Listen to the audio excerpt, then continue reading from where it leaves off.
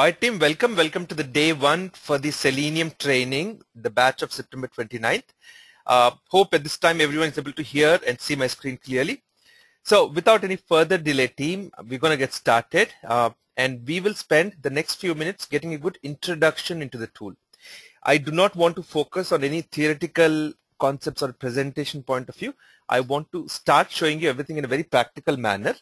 Now, team, what happens is there is a lot to learn as part of Selenium, as whole part of automation with Selenium, especially because there is so much about the programming on Java aspects. There is a lot in terms of an automation framework concepts and a lot of other things in terms of an IDE, Selenium server, WebDriver, and so on. So the whole sessions will be broken down into a lot of these live classes as it goes along, and we will also be given access to a lot of other recorded topics that I've done previously on different areas. Okay. Each of you team who have been confirmed have been sent a welcome pack, and you have an access to a folder on screencast.com. This is a secure folder. You will need access to be able to sign into it. Once you've got the access and once you visited there, you will see that under the Selenium folder, there are many files. But more importantly, there are two complete batches. The one which we completed recently started on August 18th, and the first one which started on the July 5th. As part of this folder, I will also be hosting these new videos as they happen. All the files that get generated in the class, the scripts, everything will also be here under all files. You will also see things like the jar files and Eclipse installation and various other important information embedded here too. Okay. Now, as we go along team, I will tell you there will be certain sessions that you may have to watch before we come to our next class. So there will be break in classes over the weekend or a little longer, and we'll be able to go back, view some pre-recorded sessions and come back. Okay. I also highly recommend you team to be able to go to the YouTube channel, which is the QTP Learn channel, and watch the Selenium with JUnit day 1, day 2, and there will also be a day 3 for that. Watch those 3, and that will give you a good head start about the whole training and how it happens, what's the basics about Selenium. Okay. Now, I will publish a course content which is detailed. Currently, if you go to my website, seleniumelearn.com, you'll be able to see the entire course. So I don't want to spend too much time explaining anything on it. Everything is handy, and you can look at whatever is there. But apart from what is already mentioned, there are a lot of newer things that are being introduced into it. And by end of this training, you will see all these topics being covered. So the latest version of it, you will get an answer to it. Okay. Now, for the day one, what I want to do is very quickly get on with showing you an application and then showing you how we work with Selenium to automate it. The whole intent team that you and I here are is that primarily Selenium is a very, very hot tool in the market. There are a lot of job openings with that tool. Okay. So with Selenium, you can do something called as your automation testing. Okay. There are two parts mainly to it, automation and testing. Now, we will focus completely on automation. Not that we don't focus on testing. The fact is, testing is going to eventually be a simple few steps away once we have mastered the art of automation. To do this, there are many small tools and programmings that we have to learn. My focus is going to be around Java along with JUnit and TestNG. So we will do a lot of programming with Java. There is no specific prerequisites at all for this training, so I assume that everyone is a beginner. I go very gradually in the beginning, but eventually you will see that we do a lot of coding. Everything that we'll do, team, will be based on the code, and that will be a huge collection for you for a future reference. So if you look at any of these earlier files and folders, you will see that there's a lot of work that goes around these things. So there's a lot of programs that we do. And everything that you see team in terms of the scripts and so on, we will handwrite them as part of the session. We will not try and just explain or walk through some things. Okay. All right team. So now, having said this, let's start off and go straight forward into learning the tool. So for the learning aspect team, I have picked a good website called edmunds.com, and I'll give you a quick walkthrough and then talk about how is it that we wish to automate this. Okay, so we will take our baby steps initially, and eventually we'll get to a very strong understanding on Selenium. That's the whole intent. Okay, now this is a website where users can go and be able to get different details about the kind of affordability, the kind of loans they will have to pay, basically get a whole idea about their entire financials about auto loans. Okay, so one of the cases, let's assume that you've joined an organization which is something very similar. If not auto calculators, some other calculators.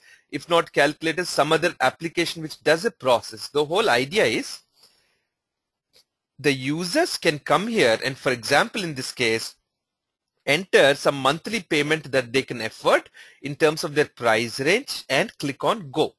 I'm talking about the users. Now let's say that you've joined this team and you're trying to automate the process of this part of testing. Okay, so you are simulating what the user does and perform the same steps. So we entered something called as how much can we afford. Then let's say that I want to update a zip code here. So I enter the valid zip code that I want, and this is automatically come up from the first page. We select a specific term of the loan. We set an interest rate of, let's say, whatever we think is the finance rate. Let's say I have a trade-in, an old car that I could exchange, and I may get about $4,500 out of it, and I have a liquid cash of about $2,000. All of these teams are nothing but inputs that we have given to this system called as a simple calculator. It's a web-based application. All right.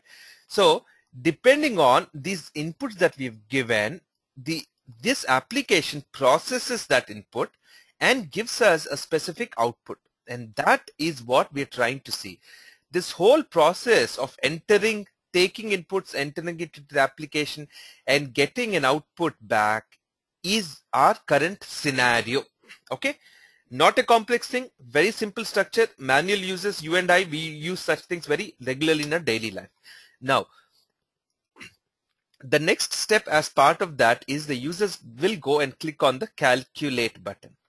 Once they click on the calculate button, after a brief few 5-6 seconds, you will see that the results will come here. Now the total down payment that we are planning to put is $6,500, and we are looking at a car or a vehicle that we can purchase.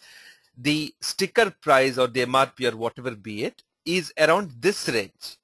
Depending on the parameters, we've got this. If I change any of these factors here, for example, just a scenario, and then click on calculate again, we will get new numbers. Okay. Now, if you are part of an organization which has applications like this and you belong to the testing team, one of your main core focus areas is that how can we ensure that this application is working correctly, so that when the end users uses this tool, they do not have an issue. Not just issue in terms of am I getting the correct results, but also are they able to enter the value? Is the system prohibiting? Or if I give some blank information, will it give me the proper dialog messages? All of these are inputs. Okay, so you come up with different scenarios that a user might face, different combinations of steps that they might perform, and try and evaluate and see what can be the result, and to see if your application is able to handle all of them correctly. All right.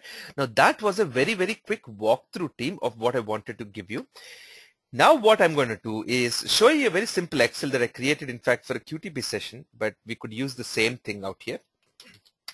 Is there any QTP anywhere? I think there is. So that's okay. I will do a Control H, replace QTP with Selenium. I mean, I wish I could replace the entire training of QTP with Selenium this way. It wouldn't matter too much if I could do that. But the point is, every tool has got its own way of working at the back end. Automation as a process is common, but the tool, the way it works, is a little different. Okay.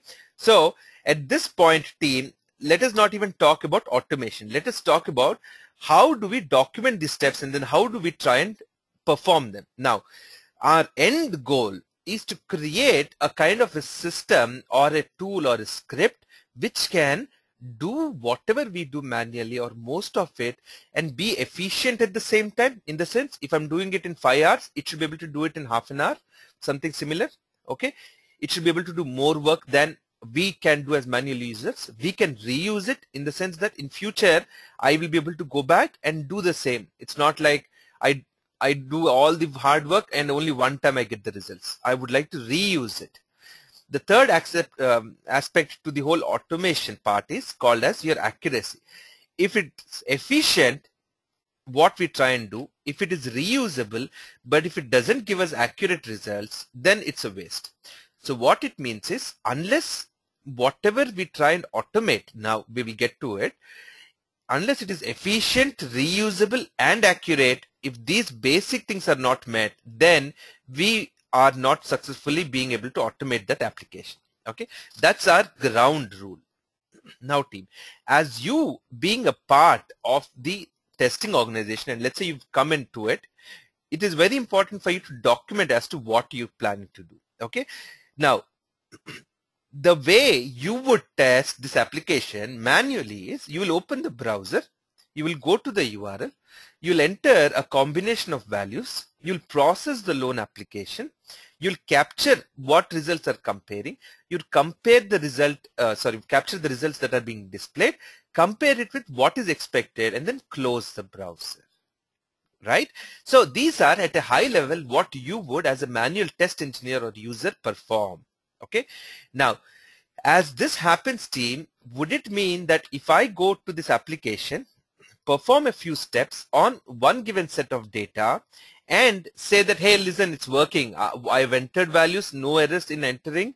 At the end of the entering the values, I could also get the results, good. But it doesn't mean that your application is working correctly. Why? This application is in such a way that, as I was telling you, what it does is processes things. What does it process? Certain input parameters that we pass, and these are input parameters depending on which we get the result. What are they? How much do I plan to afford on a monthly basis? What is my down payment? What is my trade-in value? What is the interest rate that I have?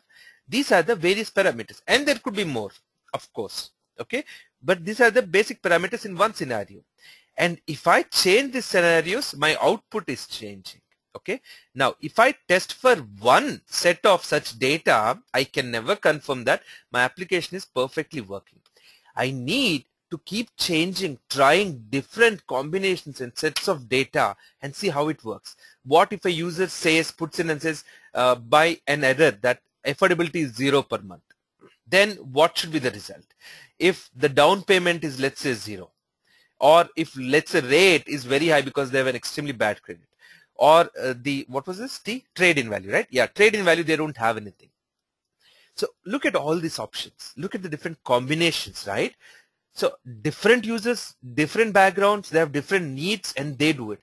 So you want to be able to simulate different types of options that come up because of this combination. And that makes your tests very important to carry certain things called as test data. This is not a filled up test data, or this is not a complete test data, but basically what I'm trying to put here is, great. So if I say my monthly payment is 200 and here is my zip, my term is 48 months, and let's say I have a 5.99% interest rate. I have a trade-in of 2,500. I can do a down payment of 4,000. Now what I should get at the end of it is, what is the total down payment that I'll make, what is the range of my vehicle, and I think it's total marketability value or market value for the vehicle. I don't know exactly, it doesn't matter at the moment. Okay, so these are the results that we will get at the end of it.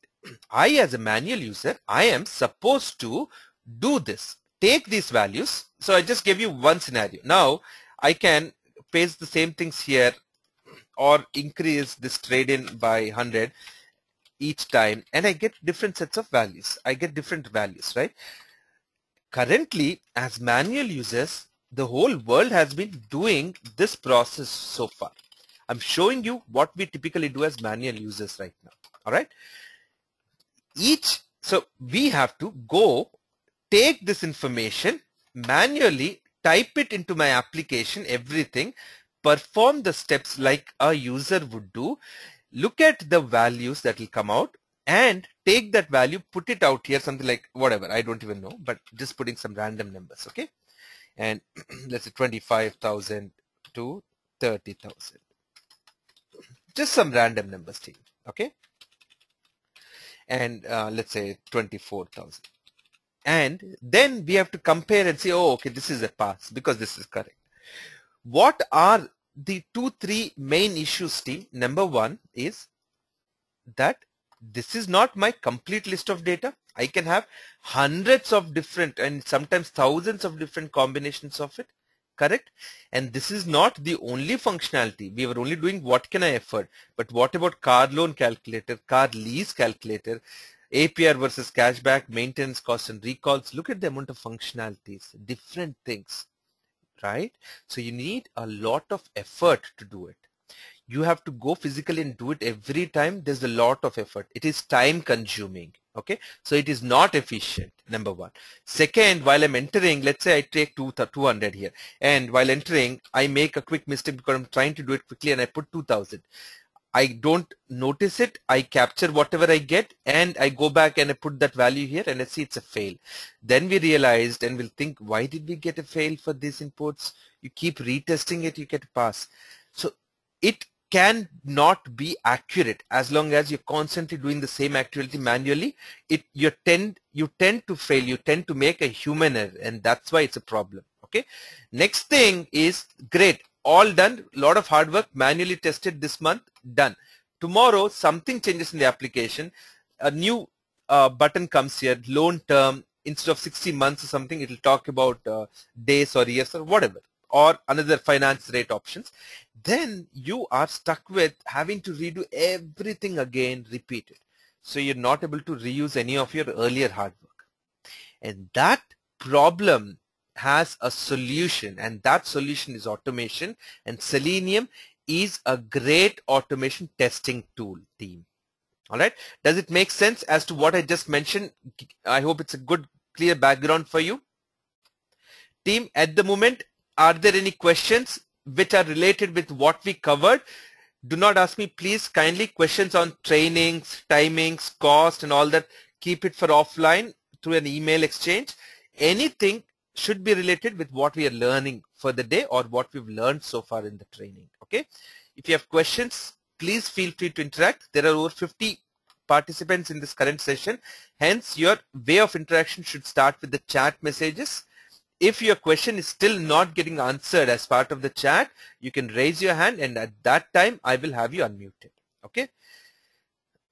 What can Selenium do that QTP can't, vice versa? Okay. So if I can give you a quick 90-second speech between QTP and Selenium, the basic differences are this. Number one is that QTP and Selenium, there are different things. Number one, Selenium is only web-based applications. Okay, unless your application is working on a browser, you cannot test it using Selenium. Unless only web-based application.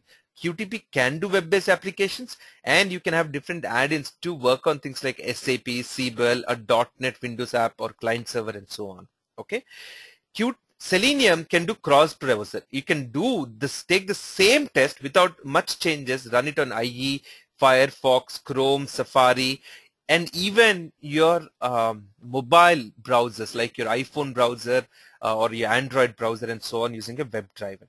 QTP only primarily works with IE as a browser and sometimes but little unreliable on a Firefox. Okay. The other advantage is that Selenium supports a lot of different programming languages like background. It doesn't mean that it is irrespective of what the application was developed. Backend, what it was developed doesn't matter. Your application testing that you've created, the scripts that you created, you can write those scripts in Java, PHP, Perl, Python, Ruby on Rails, C#, and so on, different programming languages. Okay. However, VB script is the only one for QTP. But the other big driver at the moment also is QTP comes with a very large price tag in terms of a license.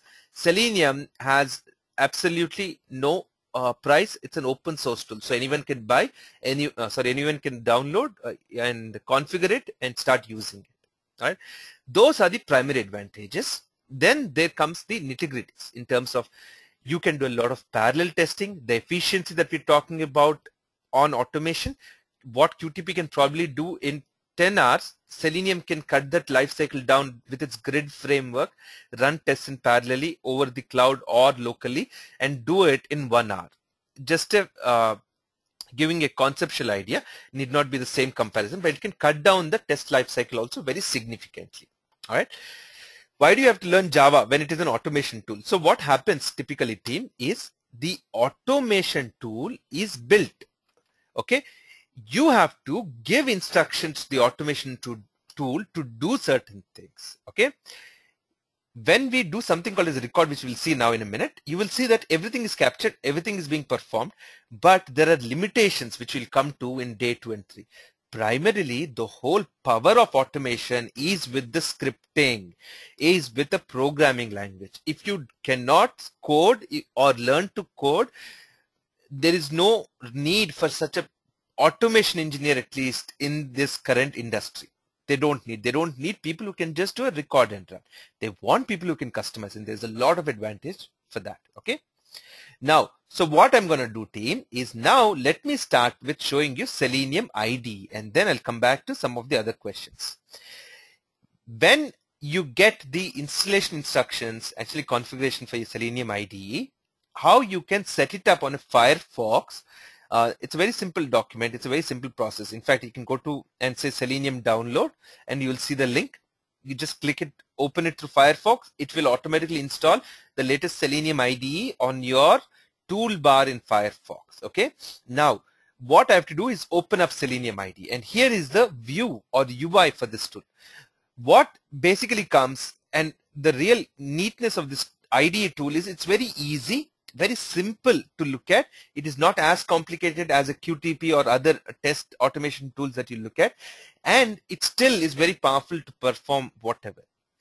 Now, what is most important, team, are certain aspects within it. Okay, any automation tool, unless you tell and give answers to it, it cannot understand what we're doing. And those answers are that if I send the steps to anyone in our team or anyone across your group, then they're able to understand. Open a browser, yes, we know. With which browser? Okay, it's mentioned Firefox. Which URL? Okay, it's mentioned. Enter values, but where are the values? Out here. Oh, okay, looks neat enough for us to understand. Because we can perceive that monthly payment is here, zip is here, URL is here, this is the browser, and we are able to understand and probably perform all of these. Some questions which we don't know, we probably will have still a question. But if you need to teach a tool to automate the same process, there are many more questions that we need to answer. For example, if I'm saying open a browser, how should it open a browser? Which browser to open? All of this have to be given as instructions. So the better you can instruct a tool to automate, the better it will learn and the better it will produce. Okay. Go to the application, which URL, where is the URL located, how do we know? Enter values, which values into what? Should I take the zip and enter it into monthly payment or the term into trade-in? How do we get this combination of things? And that's what is the trick of automation. Answering those questions will do that. Now, Selenium IDE automatically gives the answers to such questions. When I opened IDE, all you see is this test case tab. You see something called as your command target value window, and you see a log window at the bottom. More importantly, you will also see a button out here which is already pressed in by default. If I press on that again, it goes back. This is something called as your recording mode. Recording mode is basically telling Selenium IDE an instruction that Selenium, start learning what I do from now on this browser. Capture them and try and repeat them. Okay. So I'm going to press this in. I'm going to come to these buttons in a few seconds, and then go about performing our task. Okay. So we already know, team, we decided on some sets of data. So let's enter 200 and see what happens to this window when it is under a record mode when we do this. as soon as I press 200, you will see something getting generated here. Something under command called open, something called type, target, and so on. Then let's say I click on go. Then you're seeing for every step that I perform, there's at least 1 or 2 lines of code getting generated. And let's say that I change the zip code out here to 91367. Okay. And after changing the zip code, we already got this monthly payment from the first window that we entered. Great. Let's change that loan term to 48 months. Let's change that finance rate to 5.99. Let's put a trade-in value to about 35.45. Let's say we're carrying cash of about 22 or 2300. Okay, I have taken arbitrary values and did the same thing like we did initially as manual testers, but at this time when I'm doing it, I had IDE record these steps. Why? We'll come to it. Finally, click on calculate. When I perform these steps, the instructions I gave to Selenium IDE is that Selenium, learn what I did. Now I will say stop this record. Okay. At this point, what Selenium has done is it has understood the way to perform the steps in the manner that it can understand and repeat it. And there are 3 aspects to it. Number 1 is called command. Command basically tells Selenium as to what to do. Okay. It is all based on 2 things, mainly 2 things. What do we want to do? Like, do we want to enter a text into edit field? We want to click on a button, or we want to click on a checkbox or a drop down. That's your what part. Then the where part, which is where should we do that? Which is that button we want to click? Where should we enter the text? Your what part is nothing but your command that you see here. And you will see simple verbs being displayed like open, type, click, select, click and wait, and so on. And here are some other set of information that are used to identify the where part. So these 2 questions, when answered, give Selenium the ability to understand what to do and go about performing them. Now, great, all said. So, but Selenium, did you even learn the way I wanted you to? Can you show me? Before we try and ask Selenium to repeat it, I'm going to save this test case as. So I clicked on save. Now I'll go to my Selenium folder. If you notice, team, in my C drive, I created something called a C:/Selenium. In that I have S29. And in here, I'll be putting all the scripts that we get generated on the IDE, on the Java, everything that we do, I'll put it here. And on a regular basis, upload it onto Screencast. So you can directly pull it from there. Okay. Now, what I want to do, let's give it a name. It's Edmonds, right? So I'll say ed underscore test case 1.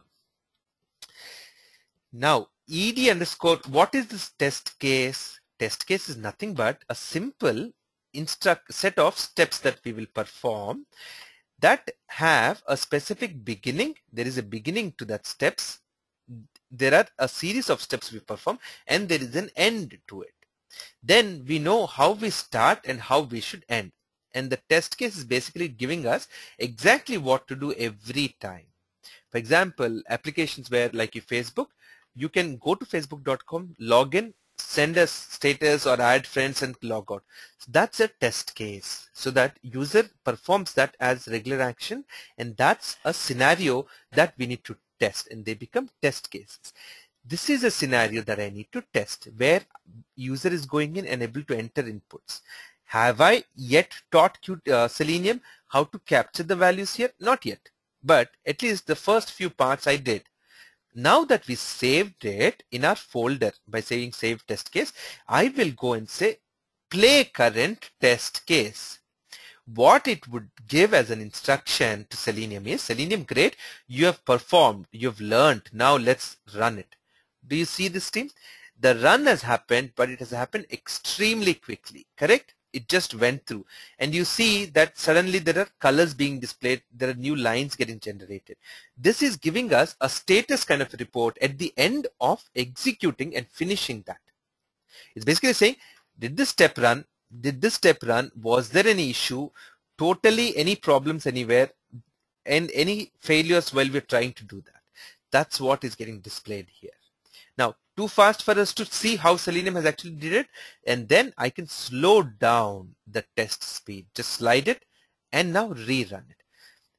As you see that when a code line is getting executed, a yellow shade is there on that line.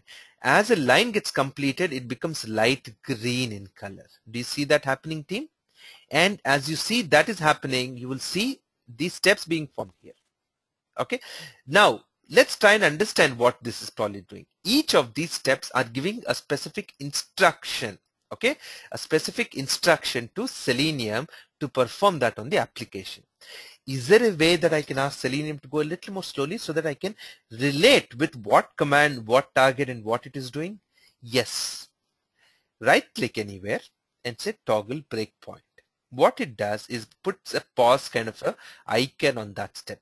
When we execute this test case, it will come and stop out there. It will try and stop before executing that step, and then we can see what each of these commands are doing.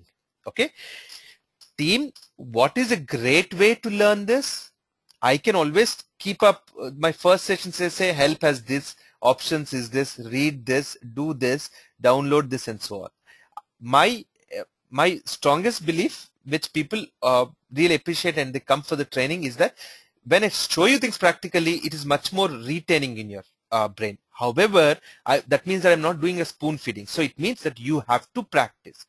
What you see today, go back and practice. If you cannot practice every day, take up all the sessions on a week's time, spend a weekend, practice. If you do not practice on what is being done, team, you cannot progress in such a manner that is expected. Okay?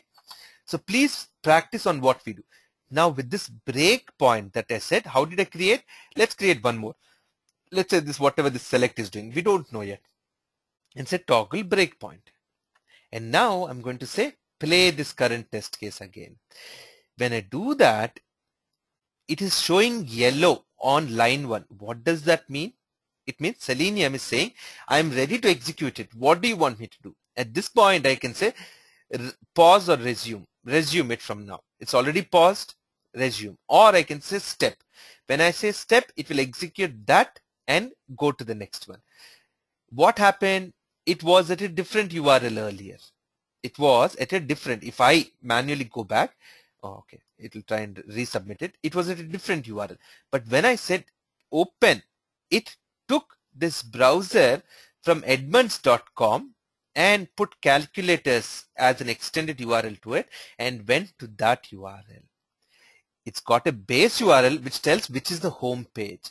Then it tells the next thing as where in that home page should we go. When I gave my calculators in it, it has taken me to that specific URL. Okay. Now, having done this, team, we have executed step 1. Now let's go and see what this type ID equals something, value something does. What did it do? It took the value 200 and it put it in here. Okay. So is there a way I can change anything in these values? Yes, you can. So let's go to type, and as soon as you click on type, the same commands that you see in a columnized manner in this table out here, you see those specific highlighted ones in a text manner in here, and you can change those. So I can go and now change 9001. Okay, so I changed it before I got to executing that. Now let's see what happens. Click and wait, name equals go. Let's see what happens. It clicked, it waited for the new page, and then it went on. But how does it know that it has to click on the first go button? Why didn't it click on the other go buttons? That's the questions. Those are the kind of questions that will make us better learners and master this tool. Now I'm saying click on something. Where does it click? Let's see. It is performed. Though you and I probably cannot see, it is already clicked on this specific zip code. And now I'm seeing the next type, and this is where it is interesting because I changed. Let's see what it does. Do you see this? It already had a zip code, but it took the new one that I gave and put it. So does it mean that I can go here and change something also? Yes, probably. Makes sense. How about this select is not yet done? It says label equals 48 months. How about saying label equals 36 months? just experimenting with what is already created. And so step into.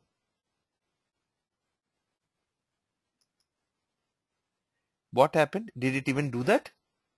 Oh, no, it was already there in that step. So it didn't take this input team.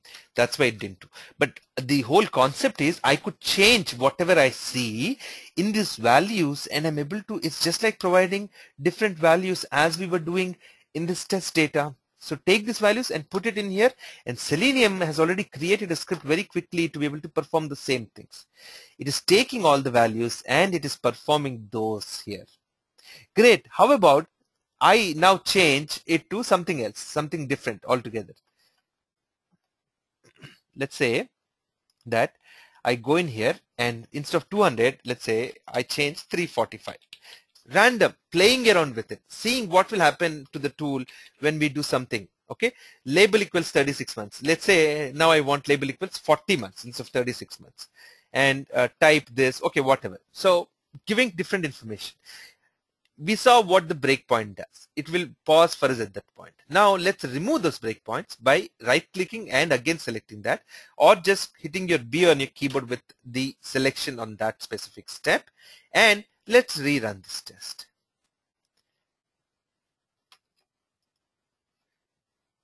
Waiting for the page. It is trying to load. It could be an issue with my application. It could be an issue with my browser not loading. So there could be so many things that could have gone wrong, but it's still saying waiting for this page. So I'm going to stop this. What happened? Okay, there you go. Now it's executing. Okay, so it's executing in a slow manner on all those that we gave. Okay. Now what happened? Unlike earlier, I got a little pinkish kind of a result, and it said that there is an error. Till now, it never gave me a red line. It kept giving me green. But why do you think it is giving me an error? It says option with label 40 mounts not found. Where is that occurring? Out here. Which is this? After I enter the zip code, the next one. Which one am I doing after that? Out here. So any idea, team, what could have resulted in that?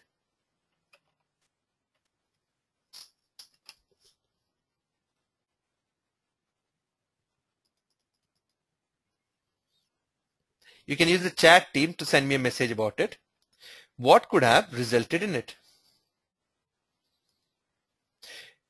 The simple thing could have been that why did it work earlier? Because when it captured, it was good. When I started to play around, it started throwing error.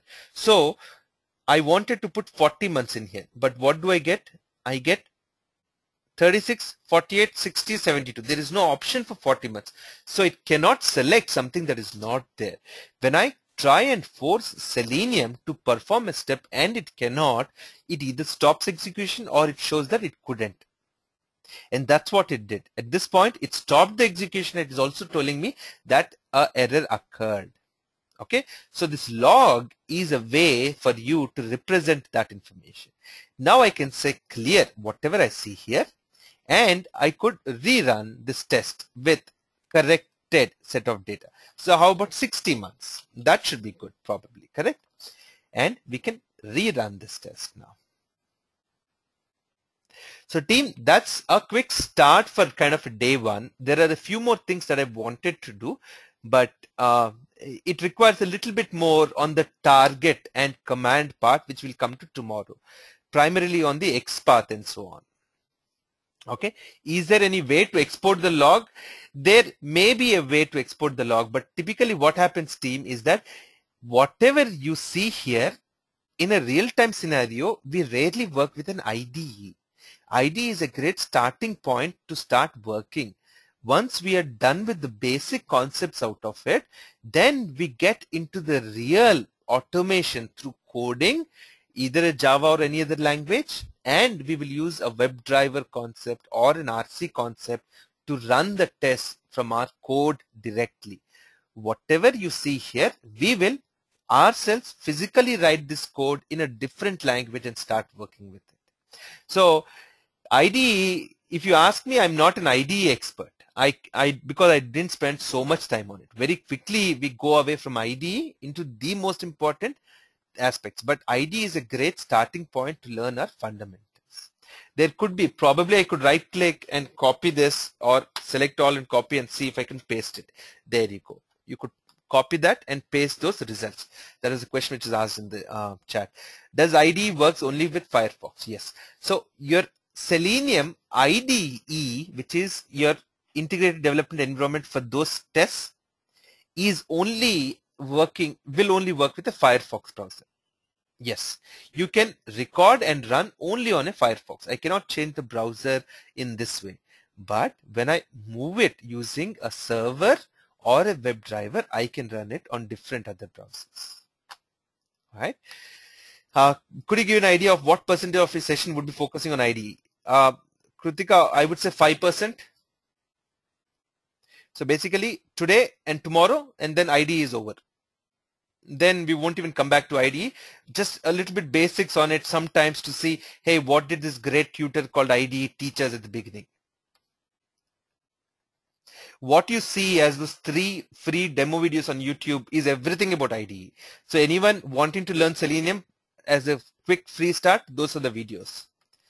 Where does it store the objects it is recording? Great question, Shilpa. So unlike QTP, it doesn't have anything at the background to store them. In fact, I worked so long with QTP, but when I started with Selenium, that was my first question. How is Selenium storing the address or identification properties for these objects that it sees? It is, the way it has been structured is so smart that it uses something called as an xPath concept within the target and directly uses that. It doesn't require to store any other information apart from what you see here. Okay. How can I wait for a couple of seconds like we using QTP? Okay. So there is no specific direct command in IDE that you can do. However, if let's say that after we click and wait here, between click and wait, you want to wait for, let's say, 3 seconds. First, right click on click, that step before which you want a new step. Right click and say insert new command. There is one simple command that I can type here which will get generated here called as pause. Once I say pause and let's say I put 3000 in here, you will see this information getting generated. Now when we run this, what will happen is the test will run, and at that step it will pause for 3000 milliseconds or 3 seconds before it goes to the next step. But the problem is, if you've already waited, if you've completed it, the pause may not always work. The better thing for us to use are wait statements similar to that you see in other programming languages at the script level. All right, Jasbir? Now let's see. 40 is not an option. Okay, we got that. I'm trying to take questions up from the chat as you see. I have doubt. We're providing 10,000 test data through XLS. For this, where result output will display, which means 1000 item browser will open, or automatically result will display in the XLS. So the eventual requirement for us is I will keep the test data either in an Excel or a database or an XML or a flat file. Okay, that could be my source of my test data, which is telling what sets of data should we take and execute on the application. Then my Selenium scripts should be able to read all this data in whatever format, take those as inputs and put it into the application, get the outputs in terms of the loans and affordability and so on in this case back into our scripts in Selenium, either Java or whatever, and then we should be able to decide, do we want to send an email out of these results? Do we want to put it into an XML? Do we want to put it into Excel, database, update those test data and so on? In this case, as an exercise that we will continue to do is, I want eventually my test to take inputs from here in the blue columns, get the outputs from the application in this purple column, and be able to decide if it is correct or not and say if it is pass or fail in this gray column. I want my test data to get updated here, my results of the run to be updated here. Is it possible to skip some steps in IDE? Suresh, honestly, I don't know if I can skip any specific test steps. but probably you should be able to put a breakpoint somewhere and be able to skip it. But I have never even tried so hard to break my head on an ID, because I know that I can take the same thing using my options, convert it into something called as format to a JUnit 4 remote control, for example. And once I do this, I get my Java code. Okay, for the same test, here is my Java code. Now we are, the better we know how to use this code, execute this code, the stronger we'll get. So if I want to skip any statement in my Java code, all I will do is I will say if this condition is true, then I will say click on this. Okay, so that is telling me, giving me the power at a script level. Else, click on something else. Okay, so that's what I want you to be able to master. This is your conditions. Skipping a step, IDE, I don't know. Java, yes. And this is what I want you to know. Can we do parameterization? Absolutely, yes. All that we see here, and tomorrow when we continue, team, let's go back to the format HTML. Now, team, I've shown you this JUnit 4. It may be not available to you directly. What you'll need to do is go to options, and out here, you will see a checkbox called enable experimental features. You must check this to be able to see those different formats, okay? Because newer versions of IDE, they're still trying to test out those. Now, let's go back to that HTML and go to the table tab. You will see that basic code. So you can, whatever you see, 345, instead of putting it here, I will create a variable in my Eclipse, which we will use, and say my variable, what was that? Down, okay, is a string, and I can say v down equals this 345 as a Java code, and replace this value here. Now, the beauty of this script is I could parameterize, I could read from Excel, I could write logics, I could say repeat these steps X number of times, I could work with databases, I could do so many different things. When I recorded on IDE, it gave me the standard script. We take the standard script, we put it into our Eclipse through which I can run Java tests and be able to customize that further. And that's how we'll slowly, gradually learn. Okay, let's see. I've never worked with Java, so will I find it tough to cope with Selenium? No. If I ask the audience right now how many people have worked with Java or any other programming languages, you will see that only 5% of people have any kind of an exposure. That's my audience. I know you haven't, and it is my duty to try and teach you the basics in a way that you can understand with practice. Okay. What if my application is not fully supported by Firefox? Doesn't matter, because IDE is not such a useful tool for us at a stage where we will get to, because all that we do here going forward, we'll do the same thing. And instead of we going and recording and telling that, okay, this is the code, I will know what to do when I want to do something. I will know how to get to it and so on. Okay, I will know exactly that this code that IDE got to me in Java, we can write this code ourselves. That's the intent. How much Java should we know if one is not a programmer? You need to know a lot of Java. You don't need to know the amount of Java that a developer would, but you would need to know the basic concept structure of different methods, each statement, how variables, loops, and all that work. We will learn each of them, basics, fundamentals, as we go along. How is Selenium able to identify an object using its unique property? QTP captures many properties for an object. So yes, when I did a record on this button, for example, the zip code that you see, right? If I go to the /calculators, where is that slash?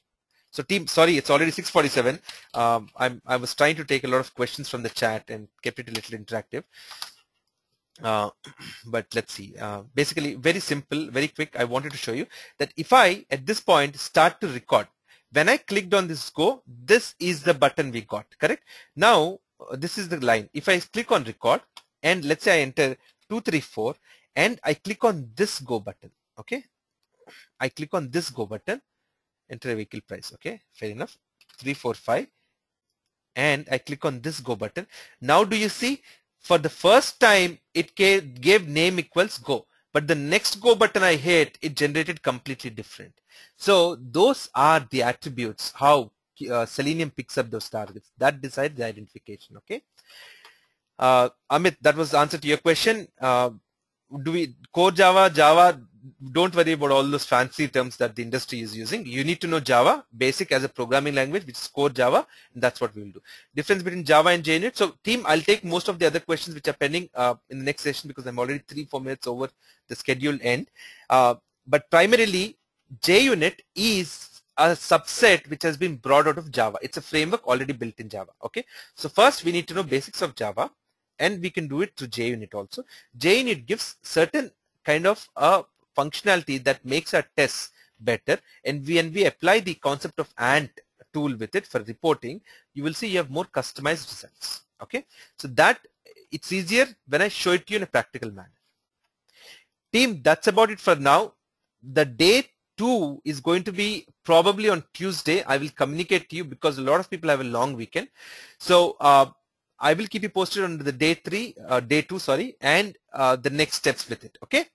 Thank you, everyone. This video will get uploaded also on YouTube, and I'll send you the link. Thank you, everyone. Thank you for joining in. Take care. Bye now, and we'll see you back in the next session. Bye, everyone. Thank you.